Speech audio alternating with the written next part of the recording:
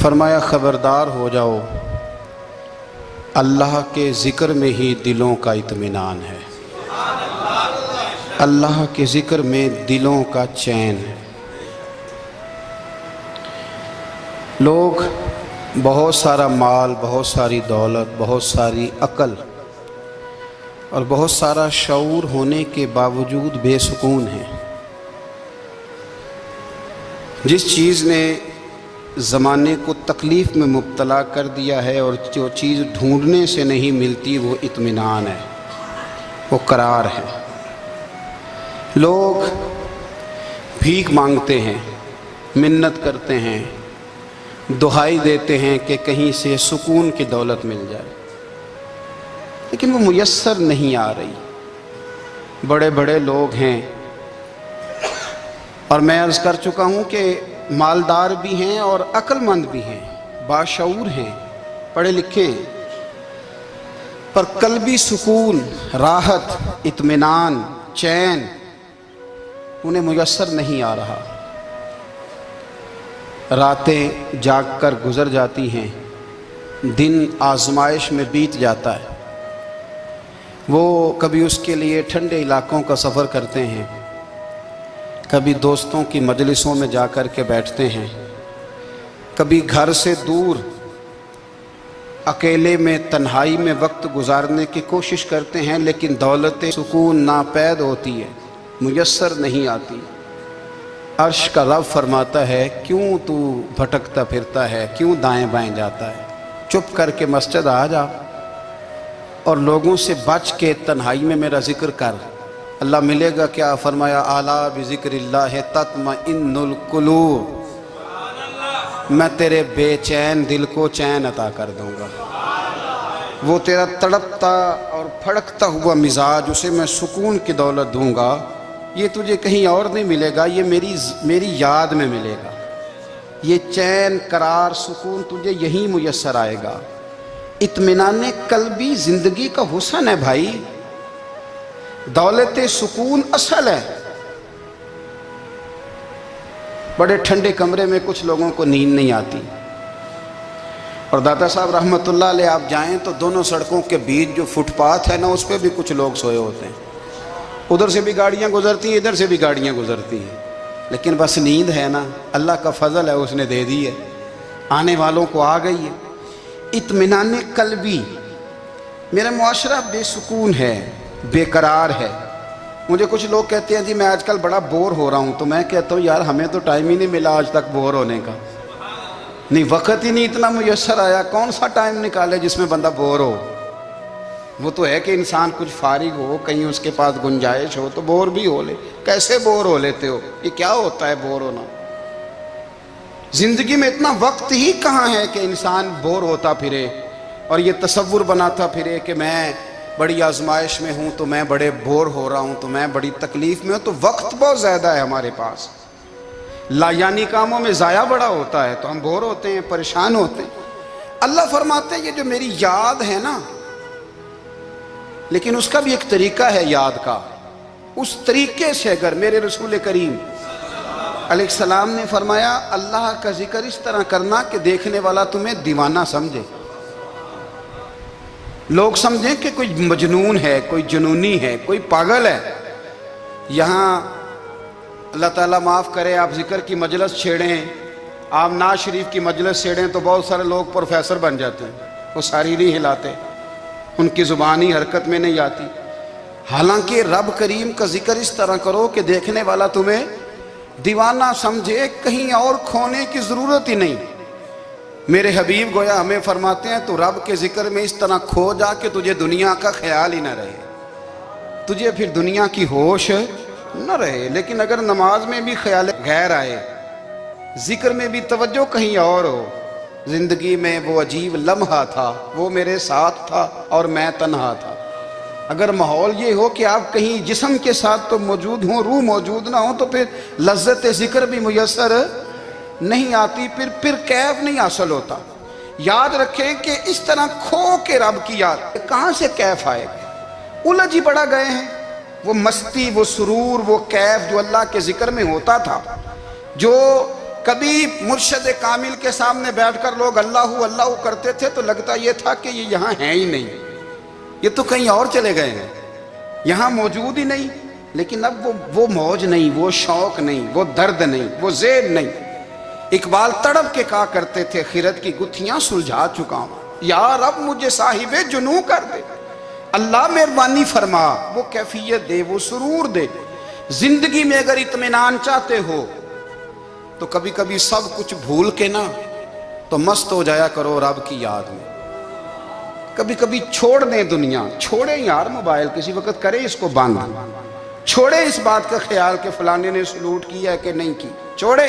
حضرت باجزید بستامی رحمت اللہ تعالیٰ علیہ فرماتے ہیں میں نے اعتکاف کبھی اپنی مسجد میں نہیں کیا، اس لیے کہ سارے ہی ہاتھ چومنے والے، سارے ہی پیار کرنے والے۔ فرماتے میں جب اعتکاف کرتا تھا تو میں بستام سے دور نکل جاتا تھا جہاں کوئی مجھے جاننے والا نہ ہو۔ اٹھ بلیا چلو تھے وسیے جتھے وس دے نہیں سارے ینے، نہ کوئی ساڈی ذات پچھانے تے نہ کوئی سانو مننے، چل ادھر چلیں۔ اٹھ بلیا چلو تھے وسیے جتھے وس دے نہیں سارے ہی انے، نہ کوئی ساڈی ذات پچھانے تے نہ کوئی سانو۔ اتنا شوق ہے سلوٹ کرانے کا، اتنا شوق ہے تعارف کرانے کا، اتنا شوق ہے اپنا بتانے کا، تو یہ چیز غلبہ کر جاتی ہے، پھر نام رہ جاتا ہے، روح نہیں رہتی، پھر وجود رہ جاتا ہے، پھر باطن کی کیفیت نہیں رہتی۔ خدا را اپنے آپ کو بے چین نہ کرو، بے قرار نہ کرو، بے سکون نہ کرو، رب کی یاد میں آ جاؤ، درود و سلام میں آ جاؤ، نعت کے حسن میں آؤ، تلاوت کی دنیا میں آؤ، سجدوں کے نور میں آؤ۔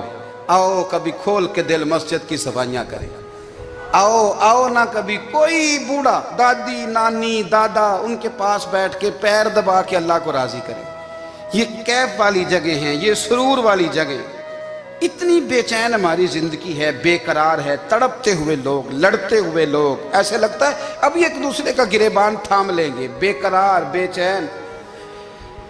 کسی کو انتظار کا کہا جانا کہ 10-20 منٹ کسی کا انتظار کرو تو بعض لوگ مجھے ایسے لگتا ہے جیسے ان کا کلیجہ پھٹ جائے گا، ڈاکٹر کے انتظار میں بیٹھے ہیں تو بڑے پریشان ہیں۔ کسی کو ملنے گئے ہیں کو آدھا گھنٹہ بیٹھنا پڑ گیا تو بڑی دقت میں ہیں۔ اپنے آپ کو سکون دیں۔ آپ یقین کریں بڑا مزہ آتا ہے، کبھی کسی کا انتظار کرنا پڑے تو 2-4 تسبیح درود شریف پڑھی جاتی ہے، یعنی ذوق بن جاتا ہے کہ چلو اللہ نے موقع دیا ہے، کوئی سرکار کو یاد کر لیں، تنہائی مل گئی۔ ہمارا مزاج جس سختی کا شکار ہے وہ سختی آہستہ آہستہ ہمیں زیادہ آزمائش میں ڈال گئی۔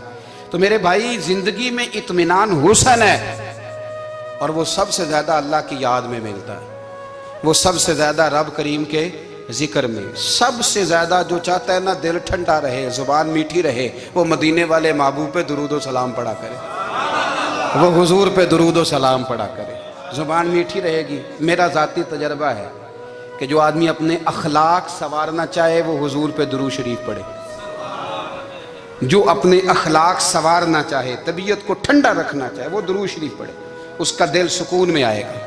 کچھ کام اور ہیں زندگی میں اطمینان کے لیے، ان کا ہونا بھی بڑا ضروری ہے۔ سب سے پہلے اگر آپ چاہتے ہیں نا زندگی میں سکون ہو تو حقیقتوں کا سامنا کرنا سیکھیں۔ آپ جو ہیں وہ رہنا سیکھیں، جو آپ نہیں ہیں وہ بننے کی کوشش نہ کریں۔ حقیقت کا سامنا کرو گے تو زندگی اطمینان میں آ جائے۔ ہم نے نا بہانے بنا لیے ہیں، ہیلے بنا لیے ہیں، جھوٹ کے سہارے اپنے آپ کو اونچا کر لیا۔ ایک آدمی سے کہا جاتا ہے تو رشوت نہ لے، تو کہتا ہے میں غریبوں سے نہیں لیتا۔ تو میرا سوال یہ ہے کہ امیروں کا حساب لینے کی اللہ نے تیری ڈیوٹی لگائی ہے، تیرے ذمہ لگایا ہے کہ تو امیروں کا حساب کر، تمہیں کیا ضرورت پڑی ہے؟ ہم نہ بہانہ کرتے ہیں، رشوت لینے والے کا الگ بہانہ ہے اور سفارش والے کا الگ بہانہ ہے۔ حقیقت کا سامنا کریں، حقیقت کا۔ جو میرے ذمہ داریاں ہیں وہ میں نے پوری کرنی، جو آپ کی ذمہ داریاں ہیں وہ آپ جان نہ چھڑائیں، حقیقت پسند بنے۔ میرے رسول کریم، پھر پڑھیے درود شریف صلی اللہ تعالی علیہ وسلم۔ حضور صلی اللہ علیہ وسلم نے فرمایا کہ میری بیٹی سیدہ فاطمہ الزہرا رضی اللہ تعالی عنہا صرف جنتی نہیں، جنتی عورتوں کی سردار ہے۔ لیکن حضور نے یہ بھی فرمایا کہ فاطمہ یہ خیال رکھنا اگر اللہ نے حساب پوچھا تو حساب تم نے خود دینا ہے۔ حقیقت کی طرف توجہ کرائی حضور نے۔ وہ صرف جنتی نہیں، جنتی عورتوں کی سردار ہیں، پر حقیقت کی جانب توجہ۔ میں حقیقت یہ ہے کہ اگر مالک نے حساب پوچھا تو اس کی تیاری بھی کرنی ہے۔ دیکھیں نا، ہمیں کچھ یقین نہیں، اللہ معاف کرے کہ ہمارا حساب کیسا ہوگا، لیکن کتنے آزاد ہیں۔ یعنی بڑی دلیری سے بندے کہتے ہیں فجر نہیں پڑھتا جی، 3 پڑھتا ہوں جی، شاہ رہ جاتی ہے جی، کپڑے صاف، بڑی دلیری سے۔ اور سیدہ فاطمہ الزہرا نے ساری رات مصلی آباد رکھا ہے، حالانکہ انہیں یقین تھا کہ رب مجھے بغیر حساب کتاب جنت دے گا۔ حقیقت کا سامنا کریں، جو حقوق آپ کے ہیں وہ آپ نے ادا کرنے ہیں، جو ذمہ داریاں ہیں وہ ذمہ داریاں ہیں۔ دیکھیں نا، حضرت موسیٰ کلیم اللہ علیہ السلام کے پاس اسرائیل روح نکالنے آئے تو حضرت موسیٰ نے تھپڑ مارا، آنکھ نکال دی، واپس گئے۔ اللہ انہوں نے تو جلال فرمایا ہے، کہا موسیٰ علیہ السلام سے کہیے بیل کی پشت پر ہاتھ رکھیں، جتنے بال ان کے دستے مبارک کے نیچے آئیں گے اتنے 1000 سال ان کی عمر بڑھا دی جائے گی۔ یعنی میرے کان میں کوئی بتا دے کہ جناب 60 سال بڑھ گئی، کیا آپ کے کان میں کوئی کہہ دے تو خوشی ہوتی ہے کہ نہیں؟ لیکن یہ حقیقت پسندی نہیں، اس لیے کہ 60 بھی گزر جائیں گے، 70 بھی، یہ حقیقت نہیں۔ حضرت موسیٰ کلیم، چلے میں مثال دیتا ہوں، سمجھ لے 10 بال، حالانکہ بہت زیادہ آتے ہوں گے، 10 بال اگر حضرت موسیٰ کے ہاتھ کے نیچے آئے تو 10,000 سال تو عمر بڑھ گئی نا۔ 10 یعنی 10 سال نہیں، 10 100 نہیں، 10 بہت زیادہ تھی نا۔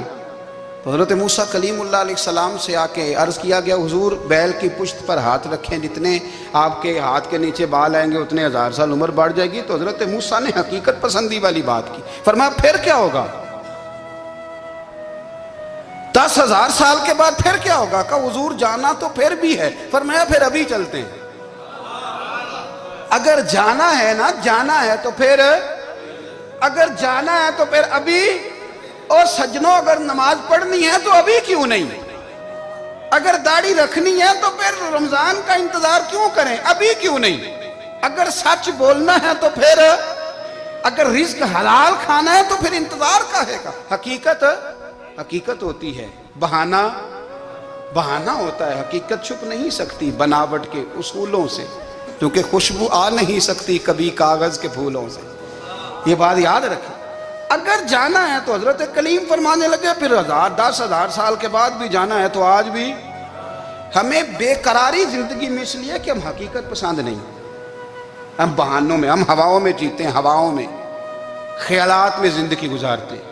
بڑا ٹائم پڑا ہے، مثلاً کتنا میرے رسول کریم صلی اللہ تعالیٰ علیہ وآلہ وسلم نے ایک دن صحابہ سے فرمایا تمہیں حیا نہیں آتی؟ حضور کیا ہوا؟ فرمایا وہ والے مکان بناتے ہو جن میں تم رہ نہیں سکتے، وہ والا مال جمع کرتے ہو جو کھا نہیں سکتے، حیا نہیں آتی؟ عرض کی حضور حکم کریں تو محبوب فرمانے لگے جوتے کا ایک تسمہ بند کرتا ہوں تو سوچتا ہوں دوسرا بند کرنے سے پہلے موت آ جائے گی، ایک سانس اندر جاتی ہے تو دوسرا آنے سے پہلے میں یاد کرتا ہوں کہ مجھے دنیا سے جانا ہے۔ تمہیں حیا نہیں آتی؟ وہ مکان بناتے ہو جن میں رہ ہی نہیں سکتے، وہ مال جمع کرتے ہو جو کھا۔ حقیقت پسند نہیں بھائی ہم۔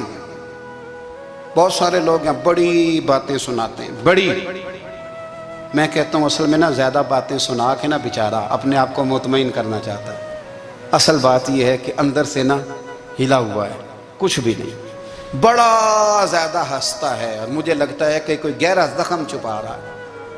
اس لیے ملمہ سازی، حقیقت پسند بنو، حقیقت پسند۔ یاد رکھنا من ترک صلاۃ متعمدا فقد کفر، میرے رسول نے حقیقت بیان کی، فرمایا جس نے ایک نماز بھی جان بوجھ کے چھوڑی اس نے رب کے رب ہونے کا انکار کیا، اس نے کفران نعمت کیا۔ یہ حقیقت ہے، کوئی کلیریفیکیشن نہیں، کوئی وضاحت نہیں۔ جو نماز نہیں پڑھتا، جھوٹ بولتا ہے، غلط بیانی کرتا ہے، جو شخص رزق حرام کما کے کہتا ہے کہ اس کے بغیر گزارا نہیں چلتا، وہ جھوٹ بولتا ہے۔ اس لیے کہ رب فرماتا ہے جب تجھے پیدا کیا ہے تو تیرا رزق میرے ذمہ ہے۔ اللہ فرماتا ہے کہ لا یکلف اللہ نفسا الا وسعہا، میں کسی پر وہ بوجھ نہیں ڈالتا جو اٹھا نہ سکے۔ نماز فرض کیا اس کا مطلب ہے ہم پڑھنے کے قابل ہیں، اس نے ہمارے ذمہ داریاں لگائی ہیں تو مطلب یہ ہے کہ ہم ذمہ داریاں ادا کرنے کے قابل ہیں، ورنہ وہ کہتا ہے میں وہ بوجھ ڈالتا ہی نہیں جو تجھ سے اٹھایا نہ جائے۔ اگر چاہتے ہو کہ زندگی میں اطمینان ملے تو خدا را حقیقت پسندوں والی زندگی گزارو.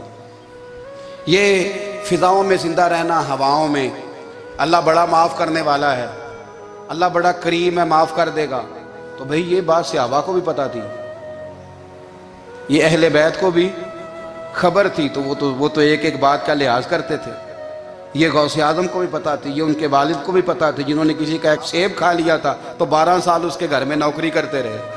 انہیں نہیں پتا تھا اللہ بڑا کریم ہے، معاف کر دے گا، ایک سیب ہی ہے نا. تو حقیقت پسندی آپ کو سکون دے گی. اور اگر آپ نے اپنے آپ کو غیر مطمئن کیا ہوا ہے، بات کچھ اور ہے، اور آپ نے اپنے آپ کو ڈال کسی اور طرف لیا ہے، تو پھر آپ کو سکون مل سکتا. سکون حقیقت پسندی میں، اصل میں سکون ہوتا ہے، اداکاری میں سکون نہیں ہوتا. تیسری بات سنیں، اگر آپ چاہتے ہیں زندگی میں مطمئن رہیں تو دنیا داروں سے امیدیں توڑ دیں،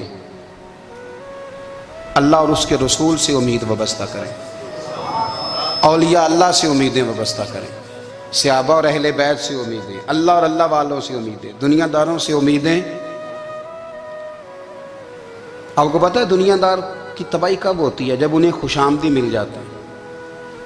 چودھری کا بیڑا اس وقت غرق ہوتا ہے جب اسے چودھری کہنے والے زیادہ ہو جاتے ہیں. سیٹھ صاحب اور نواب صاحب بیچارے تباہ تب ہوتے ہیں بھولے پن میں، جب ان کے دائیں بائیں ریلا ہوتا ہے سیٹھ صاحب کہنے کا. لوگ انہیں کھانا چاہتے ہیں، پیار ان کا نہیں ہوتا، ان کی جیب کا ہوتا ہے. محبت ان سے نہیں ہوتی، ان کی کرسی سے ہوتی ہے. ضروریات کا پیار ہوتا ہے، تباہ کر دیا جاتا ہے. ہماری ساری توقعات دنیا داروں سے وابستہ ہو گئی ہیں. ناراض نہ ہونا، پیروں نے، مولویوں نے، درویشوں نے، انہوں نے بھی سیٹ رکھے ہوئے جلسوں کی صدارت کرانے کے لیے. یعنی مذہبی جلسہ ہے، اس میں بہت زبردست پڑھے لکھے صاحب تقوی عالم کا خطاب ہے، اور کی صدارت وہ بندہ کر رہا ہے جس نے عشاء کی نماز بھی نہیں پڑھی. وہ بندہ صدارت کر رہا ہے، کیوں؟ اس لیے کہ اس نے ₹1,00,000 دیا محفل میں. خدا را دنیا داروں سے امیدیں چھوڑ دیں، ورنہ آپ کمزور پڑ جائیں گے، آپ کی امیدیں ٹوٹیں گی.